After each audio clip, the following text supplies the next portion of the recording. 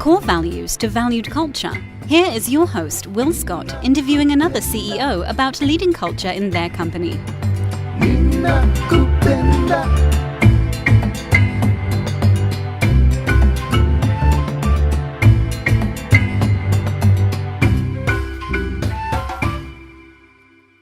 Hello, listeners, and welcome to another Culture Czars interview where we talk to CEOs that care about their corporate culture. We call this series From Core Values to Valued Culture. And Tim from the Pepper Group is definitely a Culture Czar in his organization. Hi, Tim. Hey, good day. How is everything on this gray morning in Chicago? Well, I'm excited to talk about culture every day. Yeah, cool. This is a thing that I've been studying for over 10 years now, and I really enjoy working in a company that has a great culture, and it's something that I hope to influence in everyone's company. That's awesome, and I'm particularly excited to talk to you, Tim, about that, because I know you are passionate about culture. You not only do have a great culture at the Pepper Group, but you're also, extending that beyond the Pepper Group to your clients and helping them with their culture. So I'm really looking forward to hearing a bit about that too. So speaking of the Pepper Group, tell us about the company. So the Pepper Group is a full-service marketing communications firm. We've been around for about 24 years now, and we work strictly with B2B clients, companies who want to sell to other companies.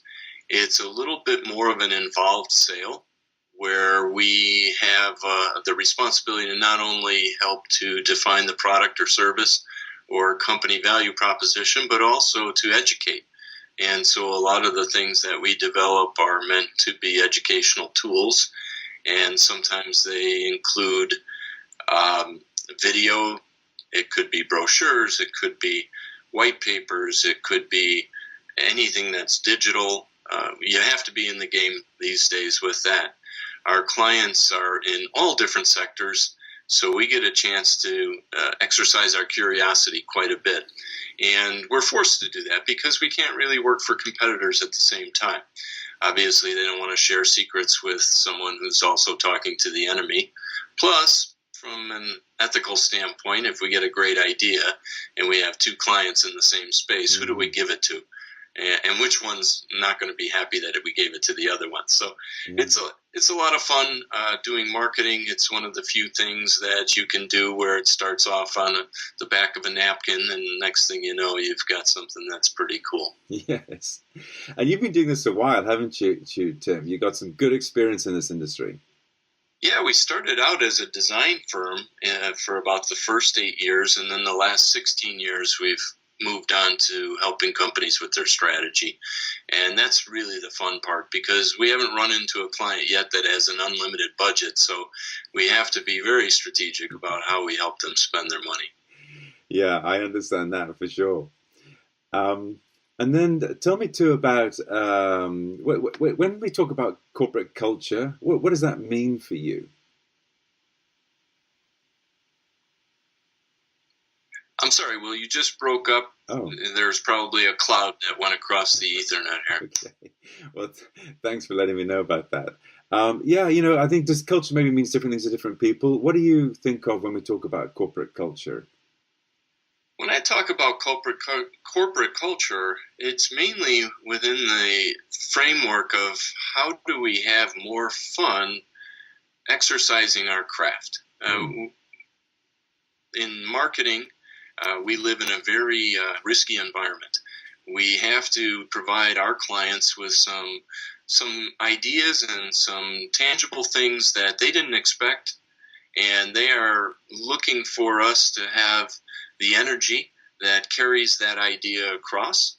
And oftentimes we're going to show 3 ideas, and 2 of those will eventually die off. So you have to ask people every day to come in and take a lot of chances and know that not everything's going to fly, but still go at it with a passion that is hard to describe. I mean, it's really something where you have to, if you don't have it that morning, you have to generate it by the time you get to work. Mm-hmm. And we have a lot of really smart people, a lot of curious people, and to continually stimulate that is survival for us. We can't do it any other way. And so I think a lot of the things that we've implemented at our own company was born out of more of that survival instinct. I'll give you a real quick example, if that's all right. Yeah, love examples. Go ahead. We have a program called the Kick-Ass, and the Kick-Ass has to do with peer-to-peer recognition. And so how it works is that everyone in the company has the ability to create a little form. In fact, I have one right here. Let's see if you can see that. Yes. It's just a quarter-page form, and basically it says who kicked ass, who's recording this, what day or time frame did they do it, and what exactly was that behavior that stood out. And sometimes it can just be coming in early, staying late, giving a great presentation, pitching in when you didn't have to. Mm-hmm. We don't really have definitions for what a kick-ass behavior is because I think it's personal. Whoever thinks someone kicked ass, that's good enough for us, and we don't measure them against each other. Yeah, it's not something that you want to judge. If somebody saw that in somebody, go with it. Yeah. So we're a team of about 17 here, and when you fill one of these out, it goes into this little can, and that can is opened on Monday morning with our all-company meeting, and each one of them is read out loud. And we have between 15 and 30 of these a week. No way. Yes. A week. And there is absolutely no financial reward for getting these. But what does happen is that by just reading them out loud, people are getting their due. And they really enjoy it, and it becomes a currency. Obviously, if you're giving a lot of them out, you're probably going to get a lot of them too, because people recognize that you're in effect playing the game. But at the end of the day, what happens is we will count up who got the most that week, and they get a little traveling trophy on their desk. It's a little donkey kicking its legs up in the air, but it's really been phenomenal. And I guess the last thing about it is we were talking earlier here at Pepper Group about all those brass plaques in the lobby that has core values and things that people in the back aren't necessarily living by nor attributing their success to.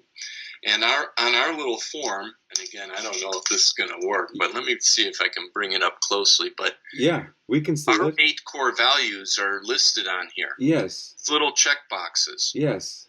And so each behavior, we try and check one or more box that represents that behavior within our core values. Oh, sorry, the phone's going off. Well, that's what happens.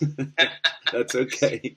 So we will re-emphasize those every week by doing this system. And then, last but not least, we've created what we've called Culture Kiosks within our workplace. And a Culture Kiosk is an area that you dedicate to a physical presentation of what your culture is all about.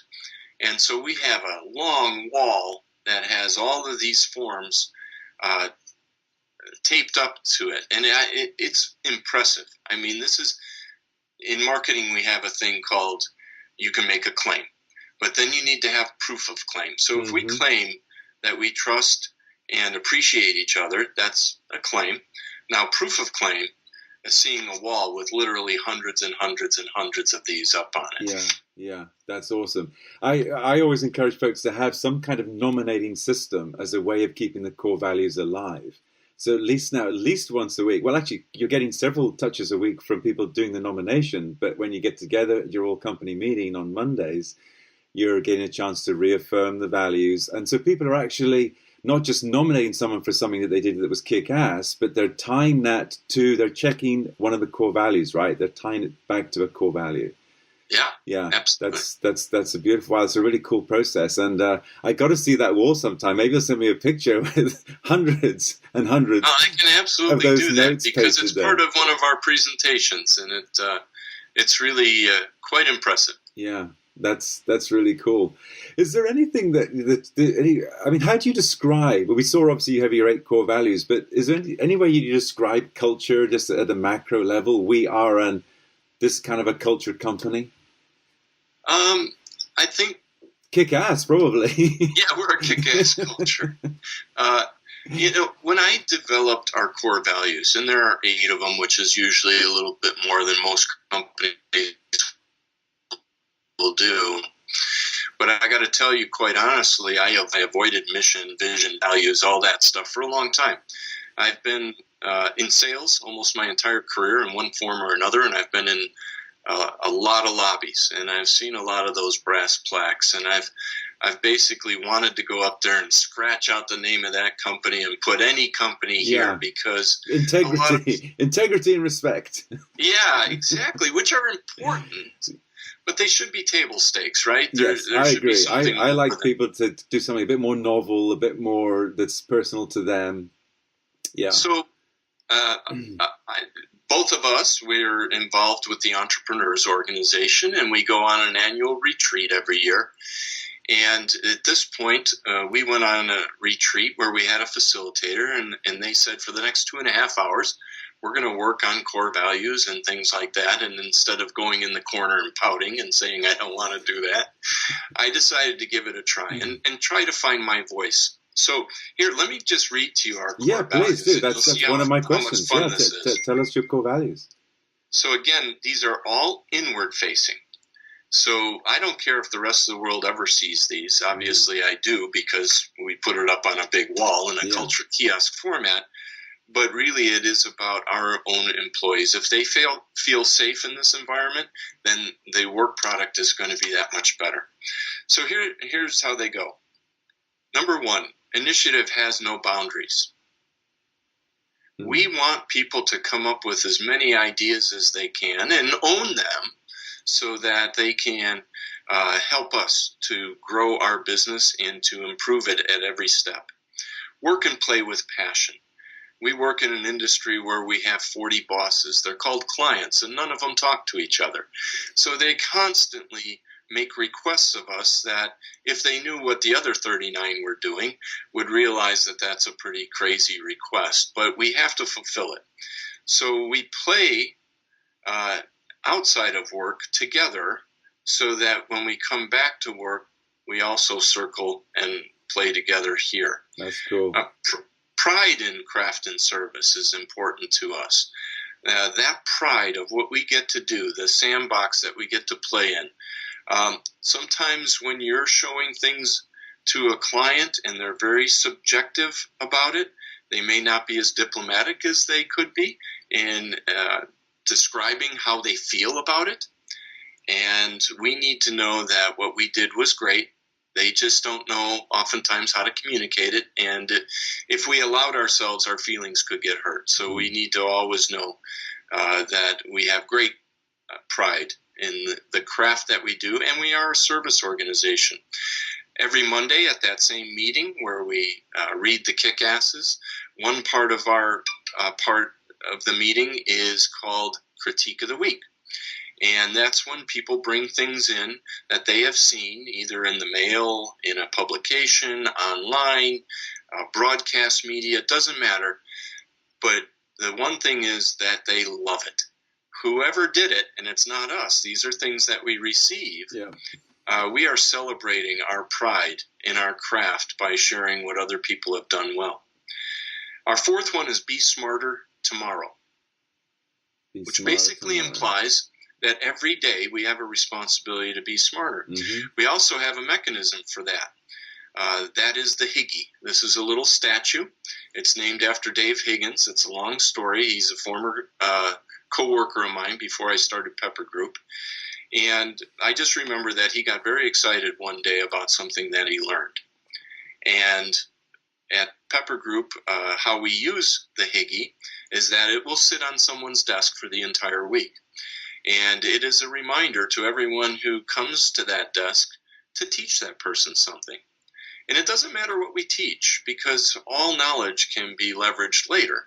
And especially in an industry where we might be talking about pharmaceuticals 1 minute and then talking about an intricate manufacturing company in the next. So as we come up to that person and teach them something, they kind of record it, and then on Monday, another part of our meeting is where they will bring the Higgy in, and they'll say, I learned this from George, and I learned this from Melissa, and I learned this from Cindy, but the coolest thing I learned was from Tim. He showed me how to do this. And then they present the Higgy to me, and then it will be on my desk for the next week, and people will be reminded to teach me something.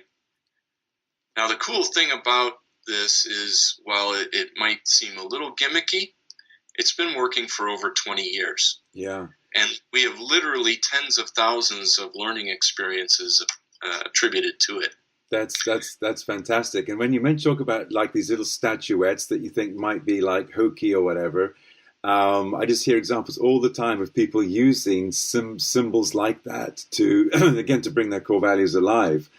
My friend Mike Petsalis from Vercom in Canada, his values are tied to Star Trek characters, and so he hands out like Scotty Awards and Spock Awards. Well, actually, he doesn't hand them out. Again, it's done by nomination from the employees, and people sit them on their desk, and they have them on their desk with pride. And 1 month years ago, he kind of thought, it's not that big a deal. And so in his weekly meeting, he announced who got them, but he didn't bother with the actual statues. Well, they beat his door down. Where's the statue? I want it on my desk for the week. I want Spock. I want Scotty. So it's once it's part of your culture, it really is. And again, it doesn't have to be monetary. It can be, but it doesn't have to be. Sometimes the value is just, it's more than monetary. It's about the feeling that people get from having those awards on their desks. Well, a very interesting byproduct of that, too, is that they are reflecting back on all the things they learned from that previous week. And if anyone else in the room did not know those things, then they are also being educated at the same time. So it's really great to hear, hey, after the meeting, I'd like to see how you did that, because I think it would be helpful for me as well. Our fifth core value is scraped knees teach us to dance. Well, you got some nice, interesting, very exceptional language there, and nice metaphors. Go ahead. Well, for us, what this means is that you cannot be afraid to fall down. There are many times you're going to take chances, and you are going to fall down if you take enough of them. And we encourage that, because it's the best lessons learned are the ones where we make a mistake. And you learn it personally, yeah. And what also helps is that you're going to have to admit that mistake at some point. It's going to be found out, or you're going to volunteer it, but it is going to be revealed. And the nice thing as a member of the leadership, when someone says, hey, I messed up with this, all I have to say is put a Band-Aid on it. We're good. It's fantastic to use just that little metaphor to do that. Well, and you spoke earlier, Tim, too, about you used the word safe. People feel safe. So you can help people on your team feel safe through the culture that you're doing. So when they make a mistake and they own up about it, that really is huge for creating a creative environment in particular. Daniel Coyle in his book talks about The Culture Code, talks about the importance of particularly new members joining the team. How do you make them feel safe? Because that's how they're going to basically perform better. Exactly. And it's got to be something that's genuine and that I can be vulnerable to. I sometimes have to walk into a room and say, I messed up. And, I ask for a big gauze pad sometimes. Well, you're a great leader, Tim. And, of course, one thing they say about great leaders is they're willing to be vulnerable. Yeah, it's a lesson that took a while to get learned, because you think you have to be all things to all people and be strong and so forth. But they really need to know that you're just like them. And you're going to make mistakes, and they might be at different stuff. But that's how I learn. I'm willing to push forward and give it a try, and we'll see what happens. Yeah. Number 5 is face to face with grace. Say it again. Face to face with grace. Wow. And so what this really means is that we're in a business where we make a lot of social contracts. In other words, expectations may not be aligned.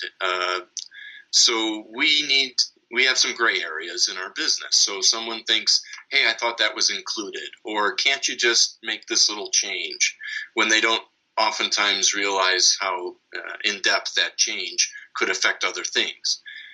Just a couple of examples. So when those kinds of encounters happen, we don't want to send a bunch of emails back and forth with no emotion in them. And even leaving a voicemail is not going to give us the opportunity to have a dialogue about the situation, because sometimes a client may need us from a budgetary standpoint to not charge them extra for something, only because it's just going to make things difficult. Mm-hmm. But we could have the conversation with them, that other project we're doing next month, can we add another $1,000 to that to make up for this? Will that be okay? Yeah, that's fine. Thanks for being lenient with that. So we also make a lot of social contracts within the business.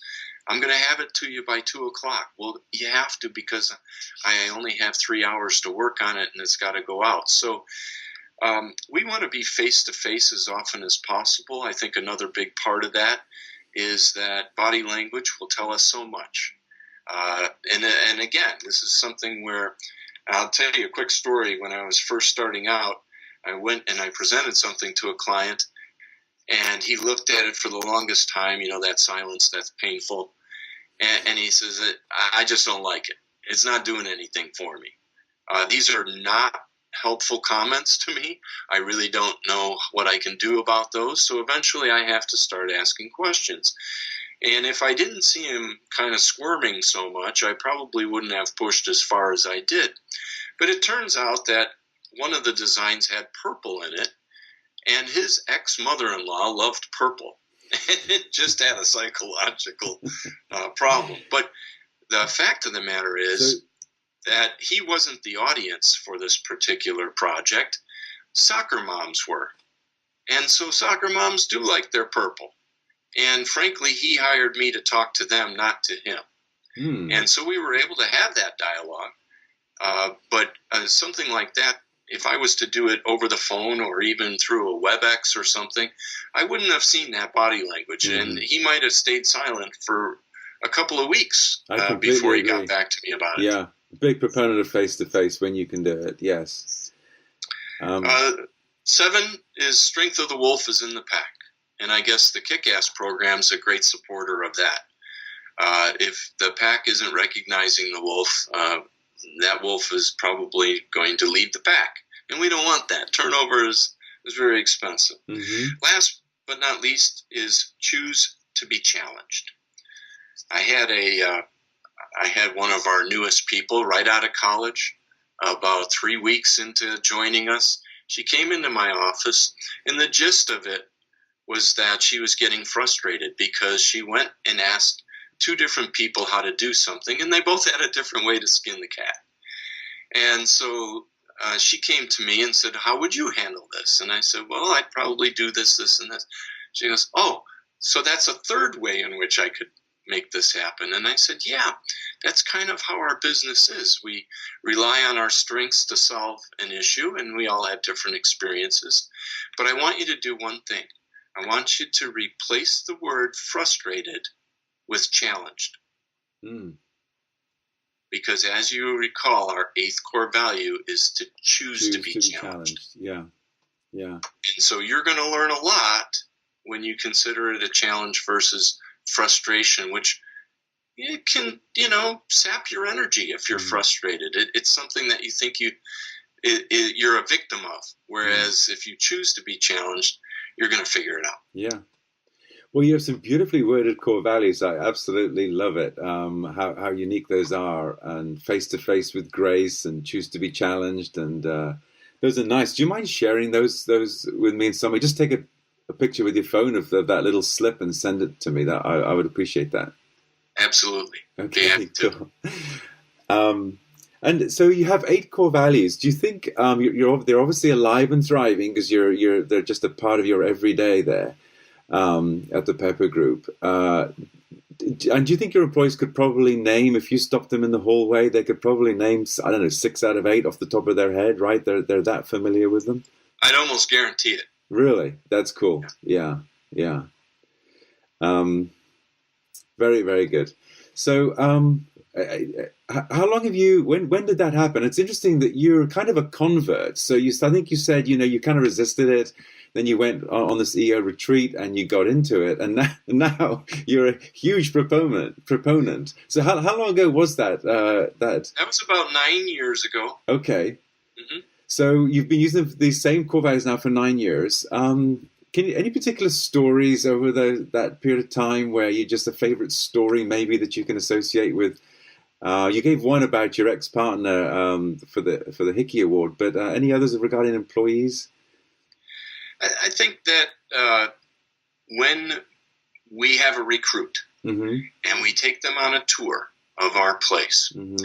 and especially millennials, they want to know that they will be well taken care of yep. through their development. And so when you stop at our wall of kick-ass nominations, 2 things usually happen. One is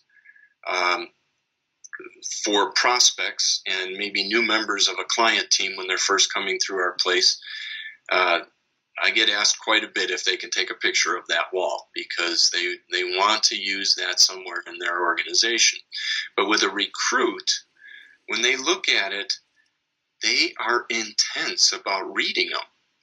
So from a distance, you see all these colored papers. This is just one color, but we have all kinds of colors, so it's a dramatic presentation.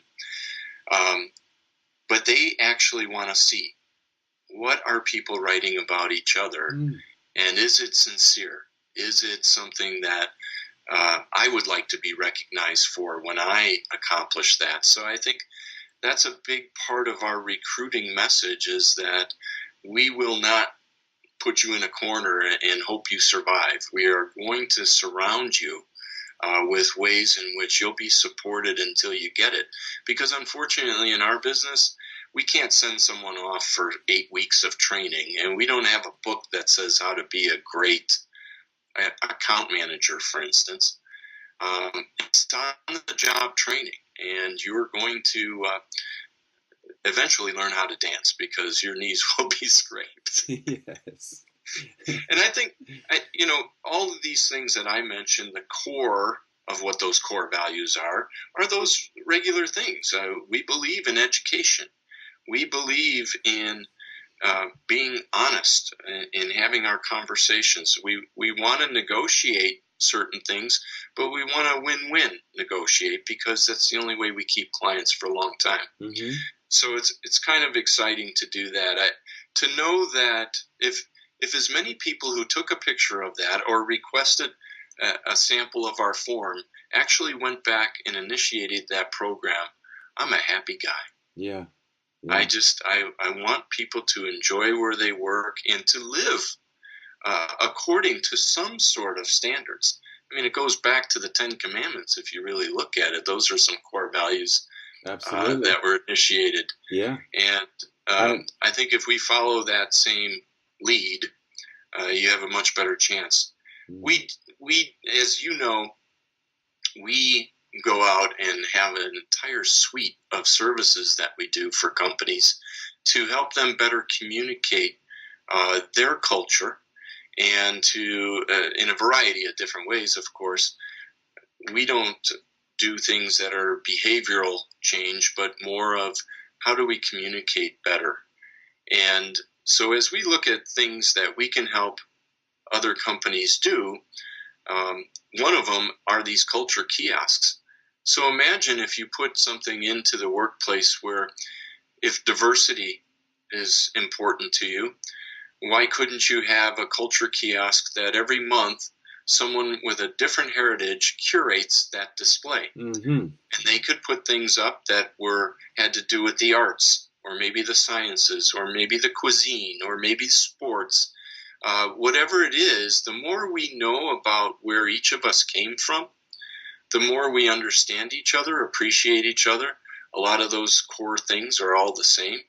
right? And so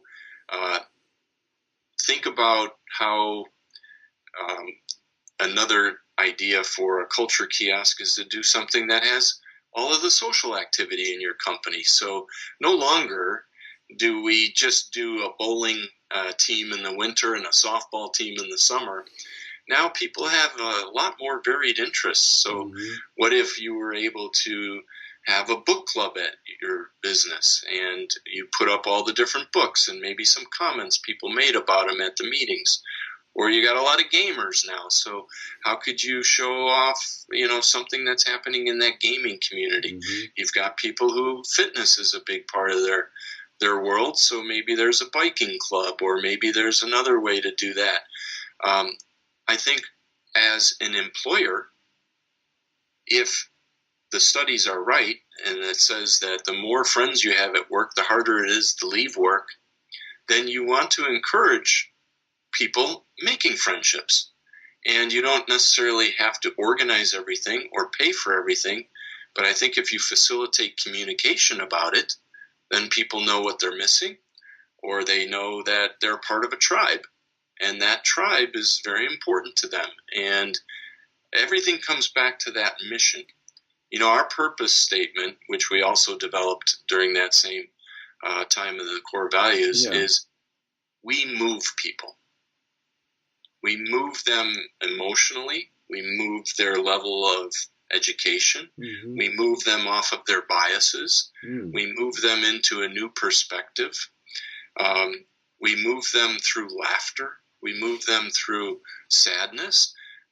Everything is measured against that. So the more that we can understand what dynamics make people move, the more successful we'll be.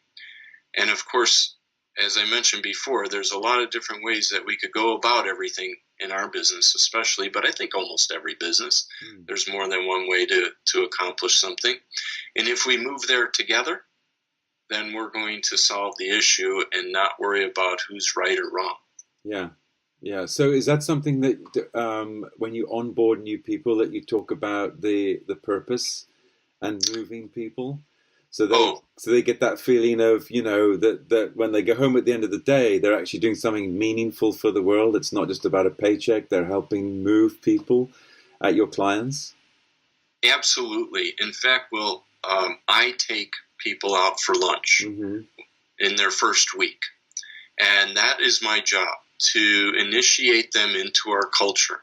Now, they've been exposed to it a little bit along the way, but I actually sit down with them over breaking of bread, and we talk about what those core values really mean and why it is our essence of how we can be the best we can be. And then we also have a list of philosophies. And these are things that are, I'm going to admit it right here on tape, or whatever we call the digital world these days. Go ahead. Please do. I stole every one of those philosophies from another company because they were brilliant. And if that's the sincerest form of flattery, then I will admit that I stole them. But they are things such as, the boss is not always right. And for everyone's sake, please remind him of that. Yes. So I get a chance to say that right off the top. Yeah.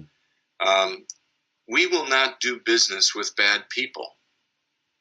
There's no good deal that we could do it. And, I used to work with people, and salespeople especially, who knew that there was a pain in the butt client out there, and they'd put a tax on them, and when they gave them pricing, but it's still not worth it. It just causes too much angst to deal with bad people. So it's things like that we really talk about, and especially with young people. They've come up and they haven't had a lot of experience at other companies. And when our company's the first one, they're kind of, in my attitude, they're coming to a pretty cool company, and they don't know how bad it can be on the other side.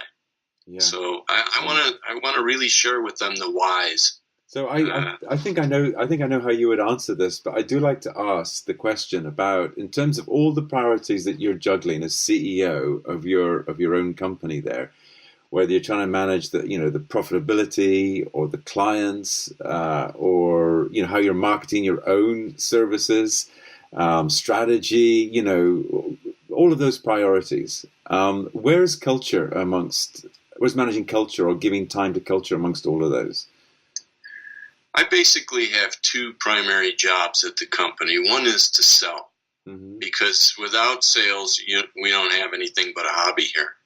So in the agency business, it's not unusual for the top salespeople to be the partners in the business, because we obviously can create a lot of confidence with the prospects. But after that, it's how do we continually improve our culture so that it's innovating along with the business and what it's doing. So I'd say, if I was to do something 25 years ago, face-to-face with grace might not be one of our core values, because it was the only way we could do things other than maybe leave a voicemail. But we certainly couldn't fall on the email, roller coaster. And so I think we have to constantly innovate how that culture does things. So, for instance, I've mentioned the Monday morning meeting. We have about 13 things on our agenda, and not the least of which is going through every open project in the place and giving a status report.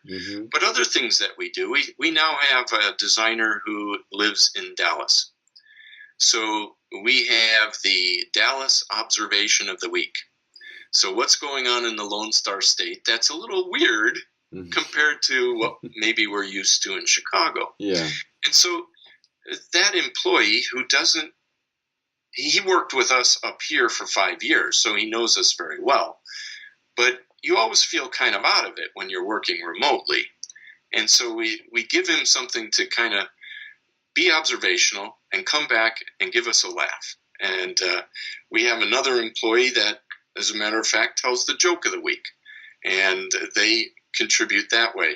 We have another employee that does the word of the week, and that's our copywriter. So he finds some sort of obscure word to share with us. Yeah. And not only do we get value out of it when he announces it, but he also puts together a little blurb for our signatures on our emails. So we're sharing that with everyone. We're educating them as to what kind of terms we might be able to share with them. And it's just a lot of fun to make sure that you're inclusive with everything that you're doing in a culture. That's very cool. And would you say then that that your culture has? I mean, would you attribute? If you put culture first, you find the other things will fall in place.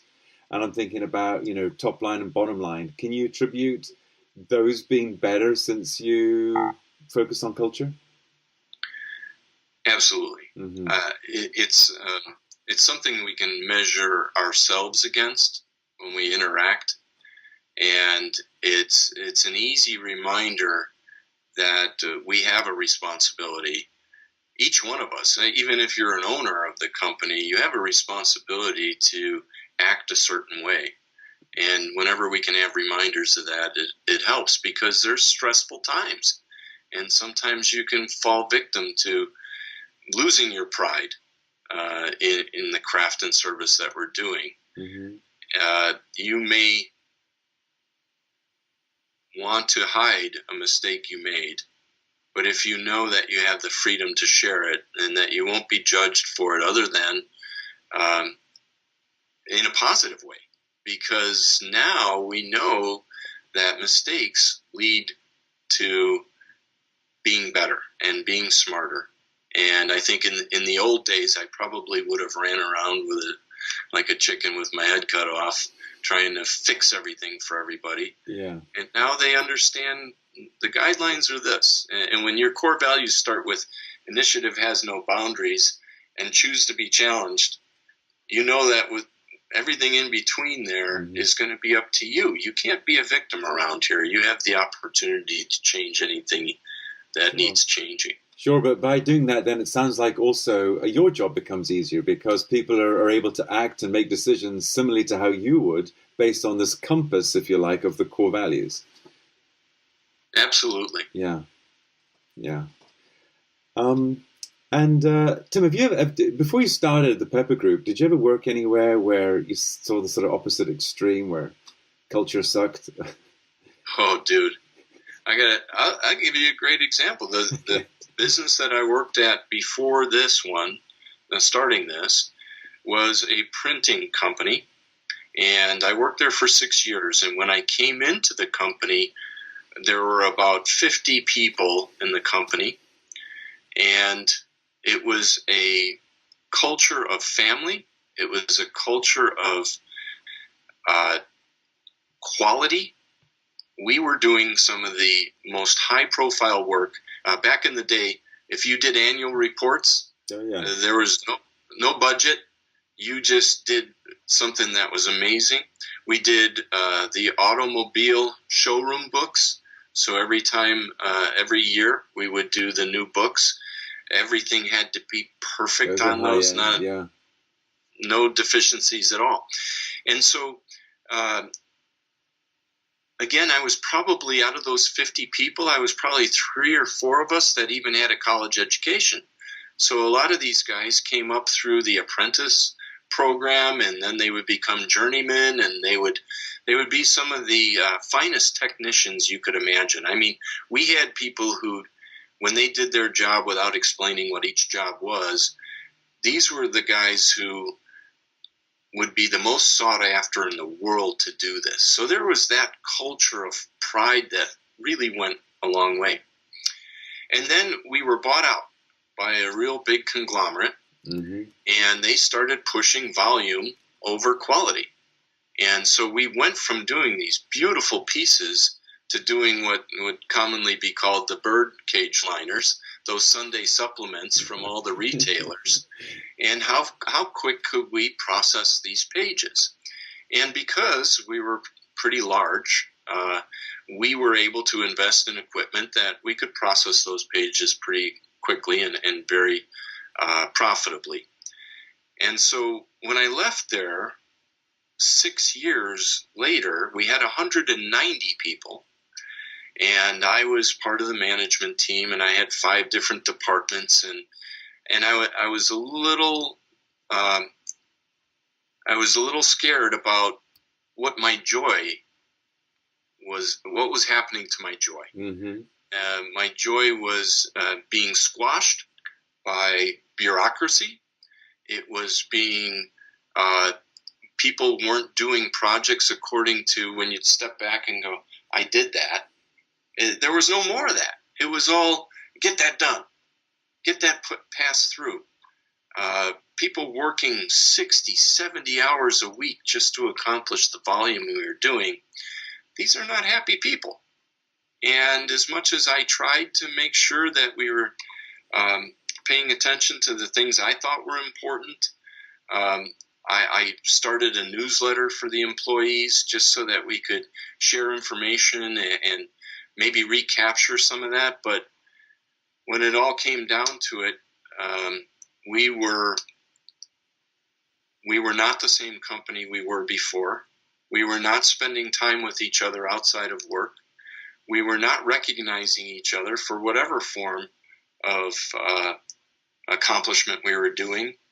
And what also hurt is that they were just moving everyone out of the company. That was, well, you know how it goes. You're making too much money, and the squishy things that you were involved with aren't recognized, or so it got bad. It got real bad. So who was going to leave next? Yeah. So was that kind of bad culture? Was that one of the motivations that you had for starting your own company, where you could create the culture that you wanted? Yeah, I think I was an intrapreneur before I was an entrepreneur. I would do those things that would, what did they say? It's better to ask for forgiveness than permission. Yeah. And so I would instigate a bunch of stuff, and some of it would stick and some of it wouldn't. And then as we went along, fewer and fewer things were accepted, and you were just supposed to get in line and do what they wanted you to do. And don't get me wrong, we were super successful. We were way over projections, and we were making money left and right. But there wasn't joy, and people weren't feeling... There was no joy. Yeah. No joy at all. And in fact, unfortunately, the industry itself started to diminish with the digital advancements. And now a company like that I worked in doesn't even exist anymore because everything went digital. Yeah. But I still wonder if they'd had a great culture, would they have been able to pivot, rather than just the company not existing anymore? Oh, absolutely. Yeah. I believe that because people wouldn't have been afraid to try and innovate. Yeah, exactly. Yeah. Well, this has been absolutely awesome. Before we sign off here, any kind of final thought or advice that you would like to give to our listeners around, creating environments where people thrive and a culture that where joy is present? I go back to the pride in craft and service. We have all risen to the point at where we are. We've learned things. If you've used your hands, you have certain techniques that you're a craftsman that way. If you use your mind, you're a craftsperson that way. If you do research, you're on a mission. These things where we strive to accomplish things are the most important thing that we get out of work. And we sit around and we do postmortems on projects, and we definitely start with what are all the good things first, because we can be as critical as we want to be, but at the end of the day, we probably did some really cool stuff. And sometimes you have to verbalize that. Sometimes you have to believe that is what gets us out of bed in the morning. So I think that if more and more companies could support the craft side of what people do, then I think they're going to find joy in the workplace, because you will start to make rules and you will start to have processes that make sure people are getting that joy out of their craft. That's great. Awesome. Okay. Well, thanks, Tim, and please do send over a copy of your core values. I'll do it in just a second, because you're not the first to ask, so I know it's right on my desktop. Yeah, they're very cool. So thank you very much, and listen, have a great day, and congratulations with the success, not only of the Pepper Group, 9 years in business, but the culture that you've created there. Well, thanks, man. I love it, and I've really enjoyed this, and I'm looking forward to listening to some of your other podcasts as well. Cool. Well, thank you. Please do. You'll find those at cultureczars.com. Sounds great. Thanks, Will. Thanks, Tim. Thanks for listening. Be sure to click subscribe, check us out on the web at cultureczars.com, and we'll see you next time.